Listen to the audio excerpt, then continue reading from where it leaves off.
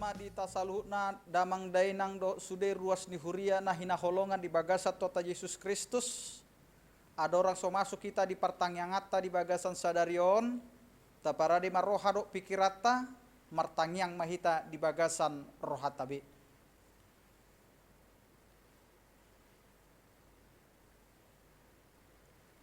Amin.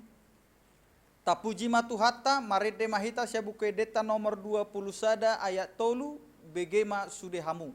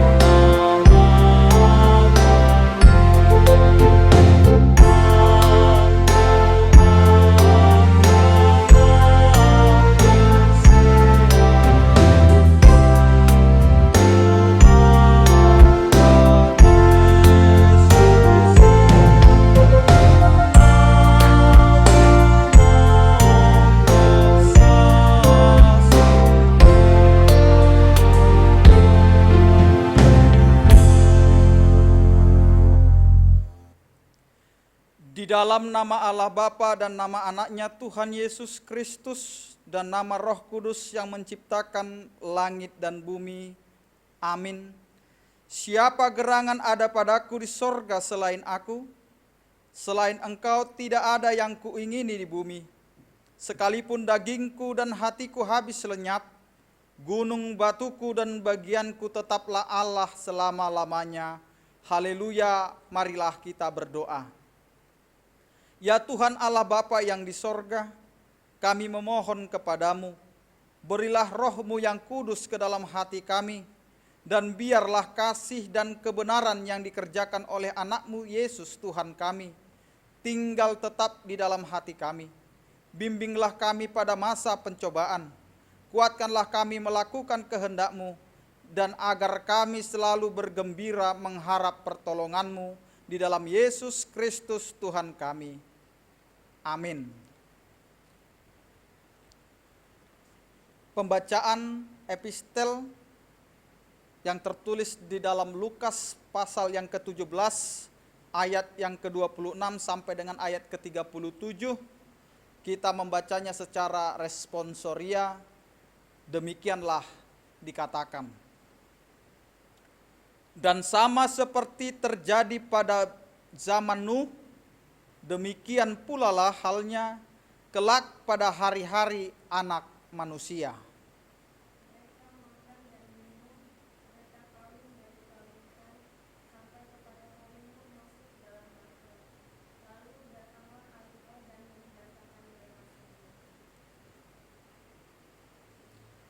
Demikian juga seperti yang terjadi di zaman Lot. Mereka makan dan minum, mereka membeli dan menjual, mereka menanam dan membangun.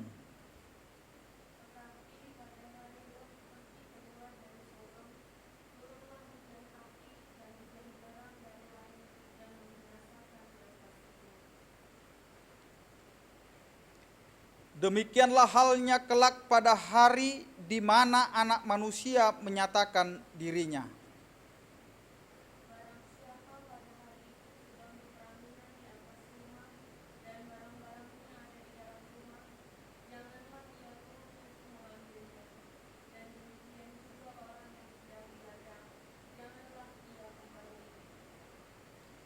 Ingatlah akan istri Lot.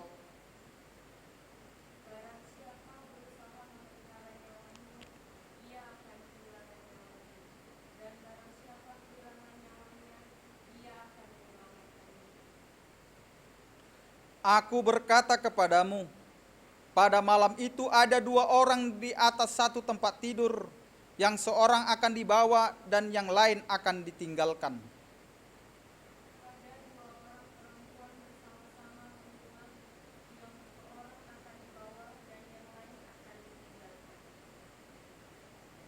Kalau ada dua orang di ladang, yang seorang akan dibawa dan yang lain akan ditinggalkan.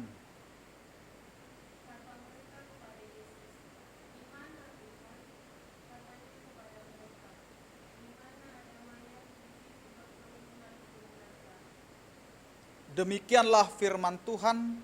Berbahagialah orang yang mendengar firman Allah serta memeliharanya. Amin. Tapuji matuhata, maride mahita sia buku edeta nomor 262 ayat sada, Jahoba Tuhaki.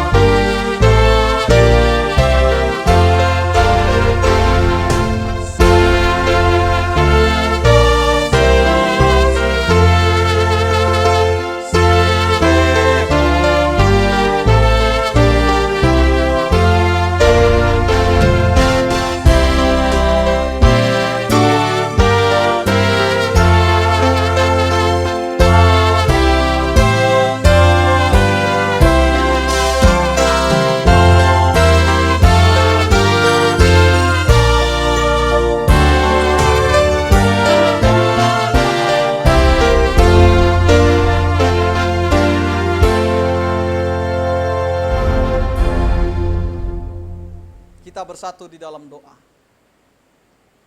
Kasih karunia dan damai sejahtera dari Allah Bapa kita dan dari anaknya Tuhan Yesus Kristus menyertai kamu sekalian. Amin. Bapak, Ibu, dan saudara-saudara yang dikasihi oleh Tuhan kita Yesus Kristus, firman Tuhan yang menyapa kita pada pertanyaan hari ini tertulis di dalam 1 Raja-Raja pasal yang ke-19, dimulai dari ayat yang ke-9 sampai dengan ayat yang ke-18. Demikianlah firman Tuhan. Di sana masuklah ia ke dalam sebuah goa dan bermalam di situ. Maka firman Tuhan datang kepadanya demikian, "Apakah kerjamu di sini, hai Elia?" Jawabnya, "Aku bekerja segiat-giatnya bagi Tuhan Allah semesta alam, karena orang Israel meninggalkan perjanjianmu, meruntuhkan mesbah-mesbahmu, dan membunuh nabi-nabimu. Dengan pedang, hanya aku seorang dirilah yang masih hidup, dan mereka ingin mencabut nyawaku." Lalu firman-Nya, "Keluarlah dan berdiri di atas gunung itu di hadapan Tuhan." Maka Tuhan lalu angin besar dan kuat yang membelah gunung-gunung dan memecahkan bukit-bukit batu mendahului Tuhan, tetapi tidak ada Tuhan dalam angin itu. Dan sesudah angin itu datanglah gempa, tetapi tidak ada Tuhan dalam gempa itu. Dan sesudah gempa itu datanglah api, tetapi tidak ada Tuhan dalam api itu. Dan sesudah api itu datanglah bunyi angin sepoi-sepoi basah. Segera sesudah Elia mendengarnya, ia menyelubungi mukanya dengan jubahnya, lalu pergi keluar dan berdiri di pintu goa itu. Maka datanglah suara kepadanya dan berbunyi, "Apakah kerjamu di sini, hai Elia?" Jawabnya, "Aku bekerja segiat-giatnya bagi Tuhan Allah semesta alam, karena orang Israel meninggalkan perjanjianmu dan meruntuhkan mesbah-mesbahmu dan membunuh nabi-nabimu dengan pedang. Hanya aku seorang dirilah yang masih hidup, dan mereka ingin mencabut nyawaku." Firman Tuhan kepadanya, "Pergilah, kembalilah ke jalanmu melalui padang gurun ke Damsyik, dan setelah engkau sampai, engkau harus mengurapi Hazael menjadi raja atas Aram. Juga Yehu, cucu Nimsi, haruslah kau urapi menjadi raja atas Israel, dan Elisa bin Safat dari Abel Mehola harus kau urapi menjadi nabi menggantikan engkau. Maka siapa yang terluput dari pedang Hazael akan dibunuh oleh Yehu, dan siapa yang terluput dari pedang Yehu akan dibunuh oleh Elisa. Tetapi aku akan meninggalkan 7.000 orang di Israel, yakni semua orang yang tidak sujud menyembah Baal dan yang mulutnya tidak mencium dia. Demikian firman Tuhan. Bapak, Ibu, dan saudara-saudara yang dikasihi oleh Tuhan kita Yesus Kristus, kuasa Allah nyata dalam ciptaannya. Di tengah berbagai kesulitan, ketika badai hidup menerjang, apakah kita merasa hidup ini seolah-olah gelap sama sekali? Kita selalu merasa sebagai orang yang paling malang di dunia ini. Baiklah kita sejenak berdiam diri. Kita fokuskan pikiran kita kepada hal-hal yang indah dalam hidup ini. Mungkin kicau burung yang merdu, atau tawa riang anak-anak di sekitar kita, atau juga para sahabat yang selalu mendukung kita.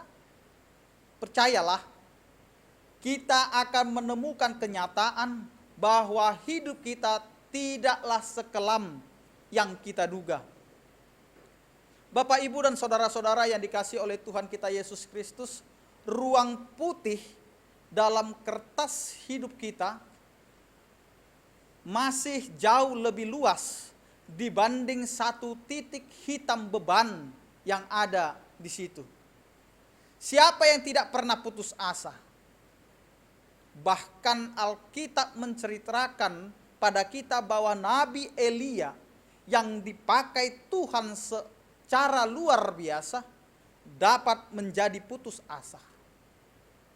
Ya, Elia putus asa dan meminta mati setelah lari dari ancaman Isabel, permaisuri Raja Ahab. Elia ketakutan karena diancam akan dibunuh. Dia melarikan diri ke padang gurun dan meminta mati kepada Tuhan. Bapak, Ibu, dan saudara-saudara yang dikasihi oleh Tuhan kita Yesus Kristus, pernah meminta mati saat pergumulan berat yang saudara alami? Tentu saja ini bukan sikap yang benar. Tetapi toh kita pernah, atau bahkan di antara kita ada yang sedang mengalaminya. Tetapi kisah ini mengingatkan kita untuk tidak tetap dalam keputusasaan.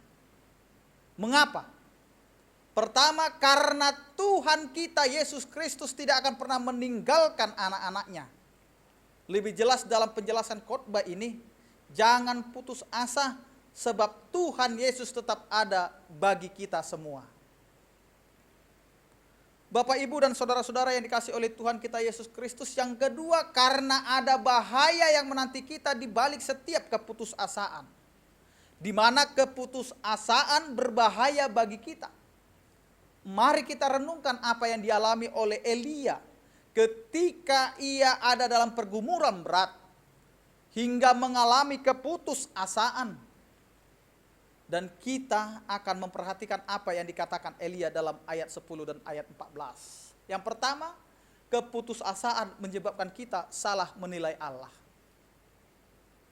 Ketika Tuhan Allah bertanya kepada Elia, "Apakah kerjamu di sini?" Maka Elia menjawab, "Bekerja segiat-giatnya bagi Allah." Benarkah Elia sedang bekerja segiat-giatnya? Tidak. Dia melarikan diri. Elia tidak mengakui kelemahannya, justru balik menyerang Tuhan. Elia berkata bahwa dirinya bekerja sendirian, sedangkan Tuhan tidak berbuat apa-apa. Elia menunjukkan bahwa hanya dia yang bekerja sendiri.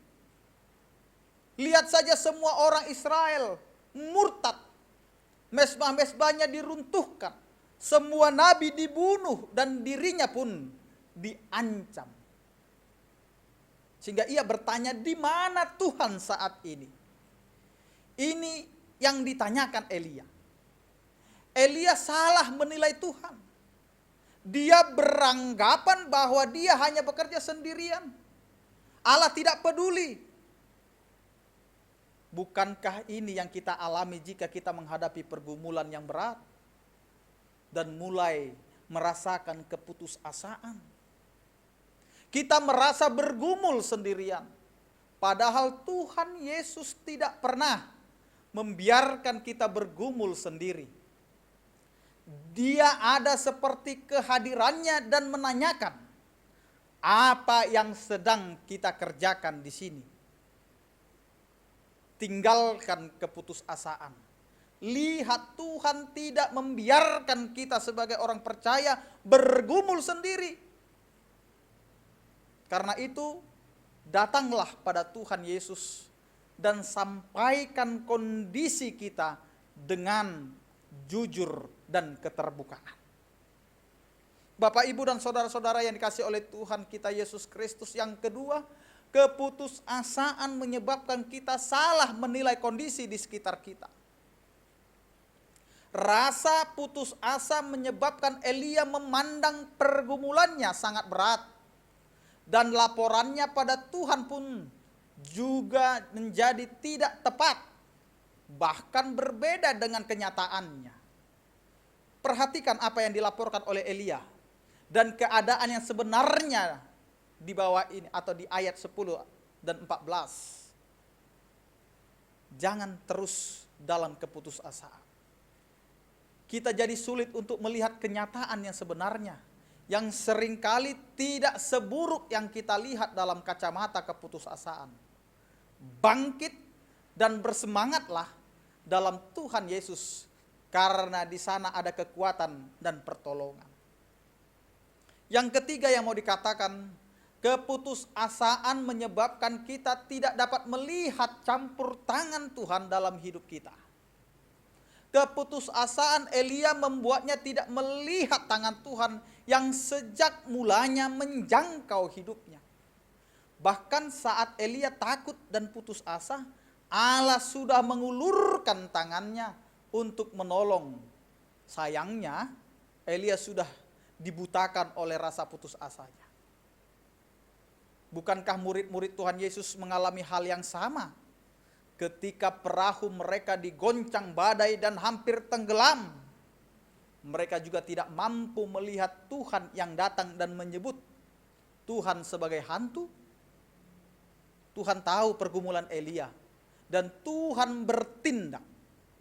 Bapak, Ibu, dan saudara-saudara yang dikasihi oleh Tuhan kita Yesus Kristus, bayangkan saja malaikat datang dan memberi makanan dan air untuk diminum.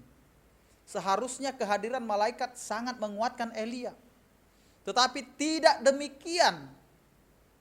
Dia merasa itu biasa saja.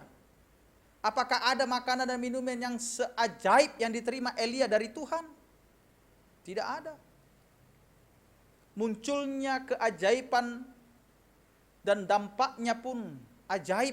Elia tidak dapat berjalan 40 hari ke Gunung Horeb.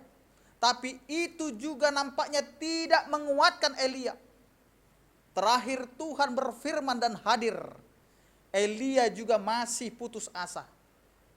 Nampak dari jawaban Elia kepada Tuhan. Inilah bahayanya jika kita hidup di dalam keputusasaan. Putus asa menutup mata dan telinga kita untuk dapat melihat campur tangan Tuhan dalam hidup kita. Tuhan Yesus tidak pernah membiarkan dan meninggalkan anak-anaknya. Ini yang harus kita temukan sebagai orang percaya di dalam Alkitab. Yang harus kita percayai. Seperti halnya Elia tidak pernah ditinggalkan oleh Allah. Lihatlah, jika kita ada sampai hari ini, bukanlah karena kekuatan, tetapi karena kasih Tuhan Yesus Kristus.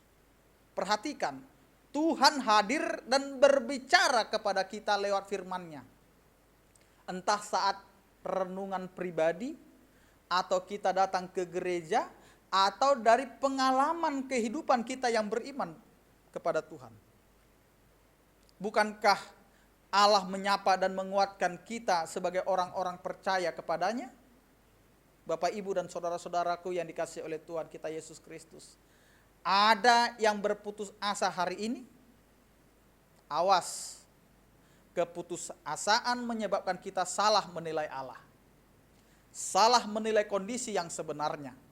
Dan menghalangi mata dan hati kita untuk melihat campur tangan Tuhan dalam kehidupan kita. Bangkit dan bersemangatlah. Karena sebenarnya Tuhan kita Yesus Kristus tidak pernah membiarkan dan meninggalkan kita bergumul sendirian. Dia ada bagi kita, karena itu mari kita lihat kuasa Tuhan di dalam setiap kehidupan kita, di dalam setiap ciptaan Tuhan. Walaupun kita sekarang sedang mengalami pergumulan, tetapi jangan sampai jatuh ke dalam keputusasaan. Karena kita percaya Yesus Tuhan kita selalu menyertai kehidupan kita. Amin, kita berdoa. Terima kasih Tuhan atas anugerah dan kasih setiamu yang mengingatkan kami bahwa di dalam setiap pergumulan kehidupan banyak hal yang akhirnya membuat kami putus asa dan yang membuat kami salah menilai Engkau ya Tuhan di dalam kehidupan kami. Kami sering mengatakan di mana Tuhan ketika kami mengalami pergumulan itu. Kenapa ketika kami menyerahkan kehidupan kami, kami harus menghadapi begitu berat tantangan kehidupan. Namun pada hari ini melalui firman-Mu Engkau mengingatkan bahwa Engkau mengulurkan tangan-Mu.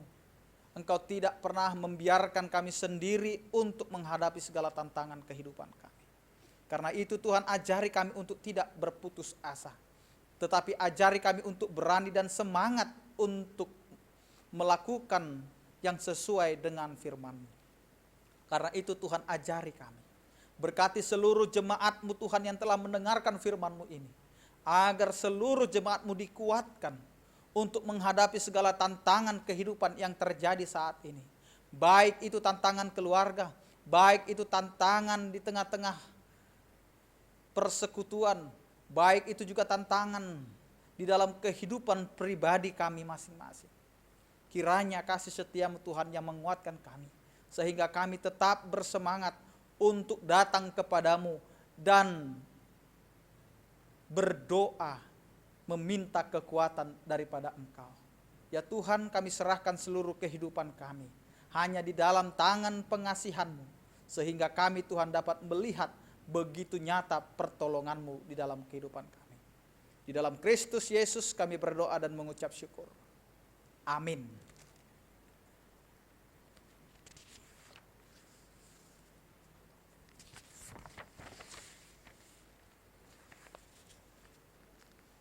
Tapuji matuhata, maride mahita sian buku edeta nomor 560 sia ayat 2, o debata tunglongang do rohaku.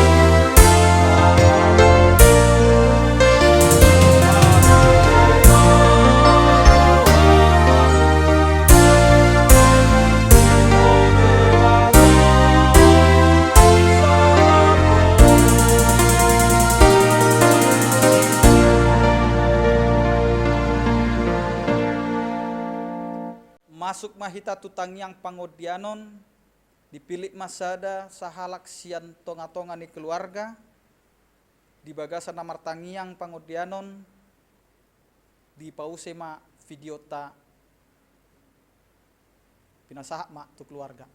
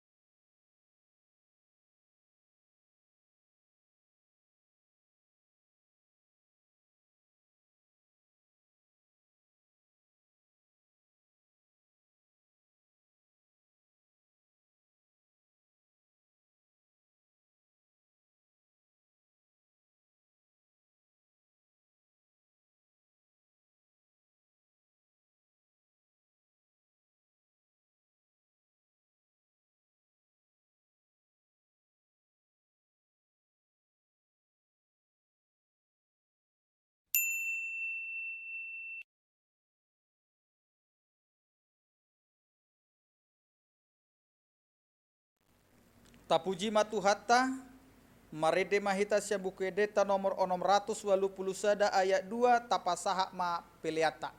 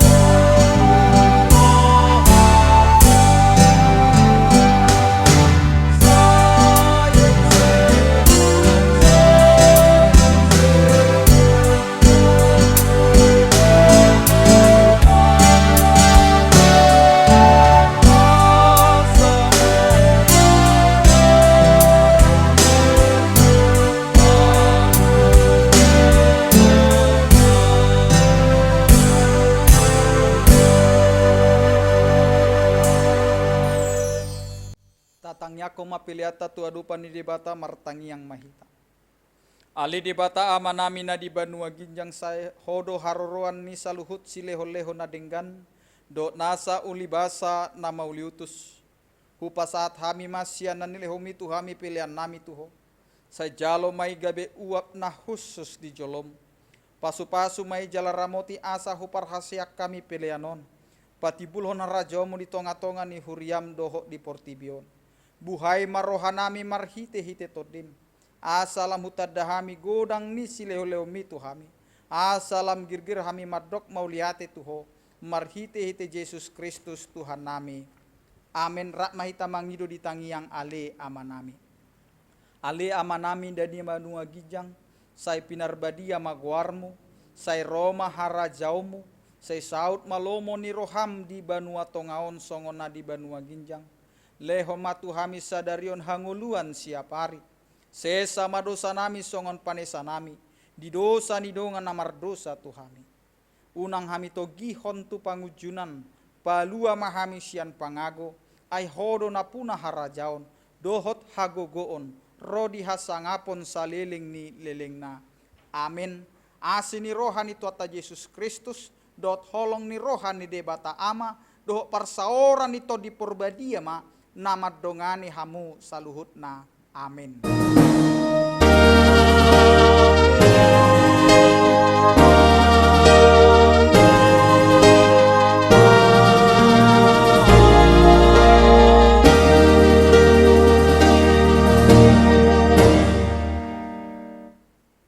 Orasma dihita saluhutna manginang tuhatama nama masu-masu hita saluhutna di bagasan hai pasom mahita saluhutna. Orasma dihita saluhutna.